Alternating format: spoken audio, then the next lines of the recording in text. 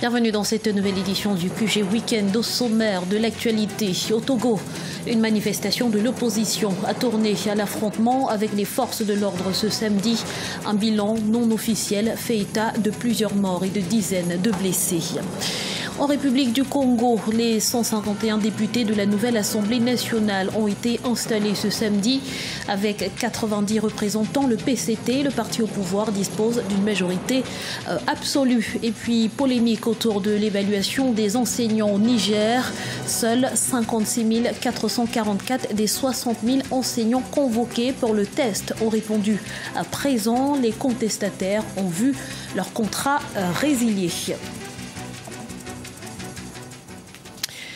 Lomé était en ébullition ce 19 août. Les manifestants du Parti national panafricain ont investi les rues de la capitale pour réclamer, entre autres, le retour de la Constitution de 1992 et le vote de la diaspora togolaise.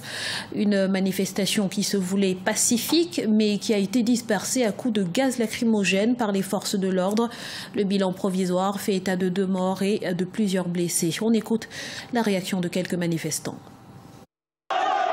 L'État nous a dit, là où on a proposé, notre président actuel nous a proposé de faire la marche, ils ont détourné la marche, on n'a pas refusé. Mais si notre président insiste qu'on marche là-bas, nous, on n'a pas de choix. On ne peut pas marcher là où l'État même a dit de ne pas marcher. Il nous a donné l'itinéraire de marcher des échangeurs vers Assié. Nous sommes sur le boulevard de Assié. Voilà la force armée qui est arrivée avec des balles. Sur les gens, nous sommes ici, nous ne sommes pas armés. Les balles nous sommes ici, nous ne sommes pas avec les pavés. On n'a pas les pavés. On n'a rien tenu. Maintenant, on nous laisse les balles réelles. Pour quelle raison? On n'a rien fait à personne. Nous avons fait une marche pacifique. Personne n'a rien riposté. Mais ils ont commencé à tirer les balles qui mouillaient sur nous. Ils ont visé les gens. Nous avons dit viser. Ils ont visé, cassé les pieds de quelqu'un. Il y a une femme qui est souffrante, qui est actuellement à l'hôpital. Il faut que ça cesse. Nous sommes ici, on sera jusqu'à ici, jusqu'à la nuit. On ne partira pas.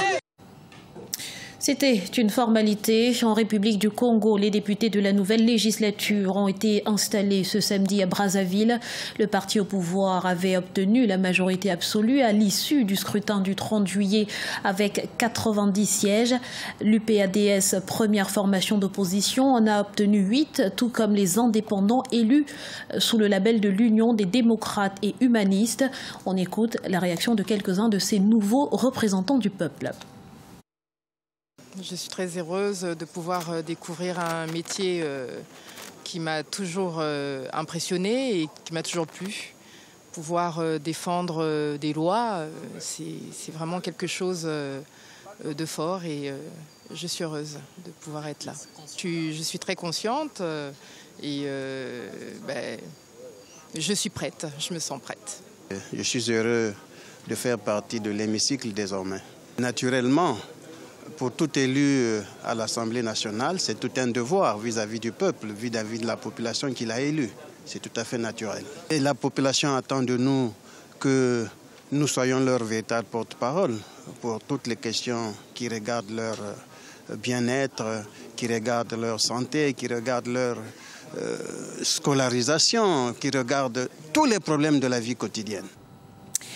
15 millions de dollars débloqués pour le développement agricole au Niger, au Bénin et au Togo. Un financement qui entre dans le cadre du programme de productivité agricole en Afrique de l'Ouest, fruit de la coopération avec la Banque mondiale. Les détails avec Marcel Farba-Maroun. La Banque mondiale a levé 15 millions de dollars en destination de l'Afrique de l'Ouest pour l'amélioration de la productivité agricole. Ce financement additionnel accordé à 3 pays, que sont le Niger, le Togo et le Bénin, entre dans le cadre du programme de productivité agricole en Afrique de l'Ouest, fruit de la coopération avec la Banque mondiale. Du côté des autorités de l'institution, on se félicite de cette action considérée comme un engagement en faveur du développement agricole en Afrique de l'Ouest. Il confirme notre soutien à la mise en œuvre de la politique agricole de la CEDEAO, dont l'objectif principal est de contribuer de manière durable à la satisfaction des besoins alimentaires des populations, au développement économique et social et à la réduction de la pauvreté dans les États.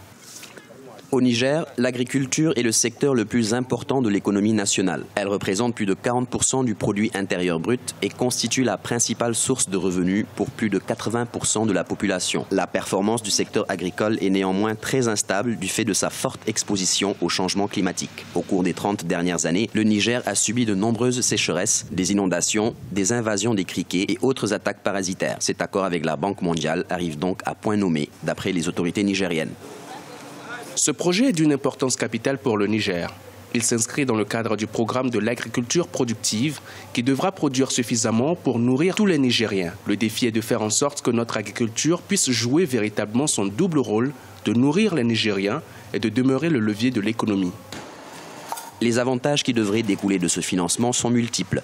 600 000 bénéficiaires directs seront concernés, 750 000 hectares de terre ensemencés grâce à de nouvelles technologies. Ces mêmes technologies seront adoptées par les centres nationaux de spécialisation avec une augmentation de la productivité de plus de 15%.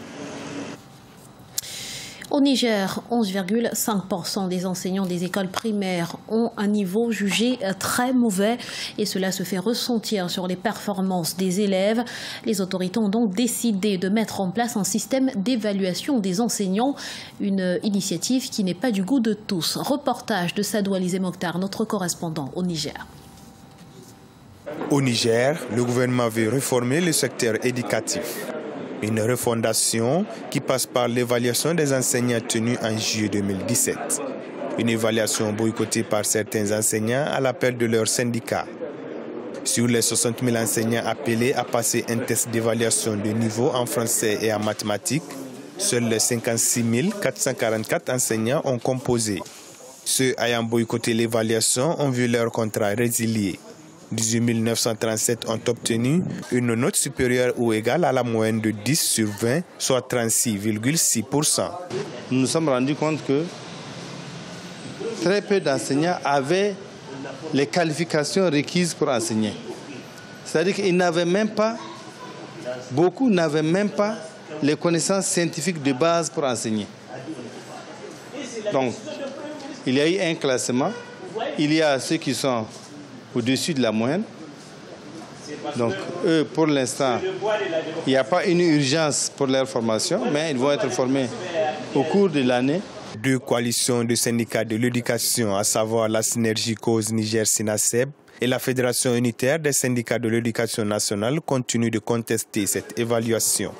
Ces syndicats indiquent ne pas être contre le principe même de l'évaluation, mais plutôt le mode choisi pour le faire qui serait, selon eux, contraire au statut de la fonction publique.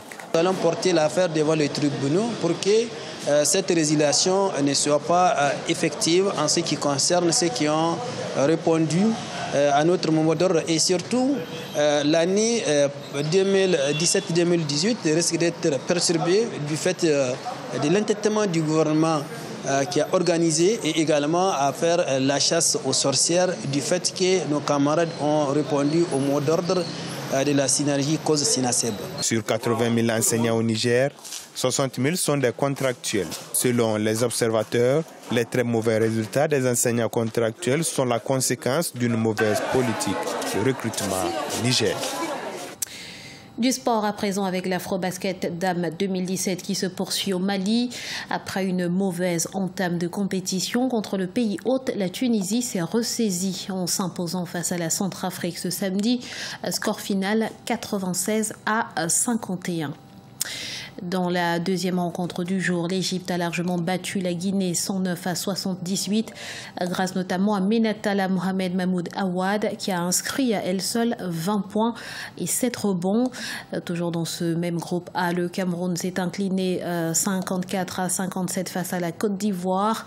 Le Mali, quant à lui, défie actuellement l'Angola.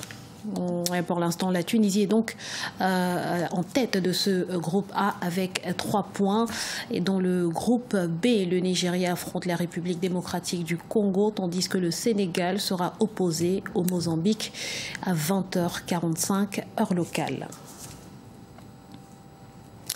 Ce journal a été réalisé par l'ensemble de la rédaction. Merci pour votre fidélité. Dans un instant, une nouvelle édition de l'actualité sur Africa 24.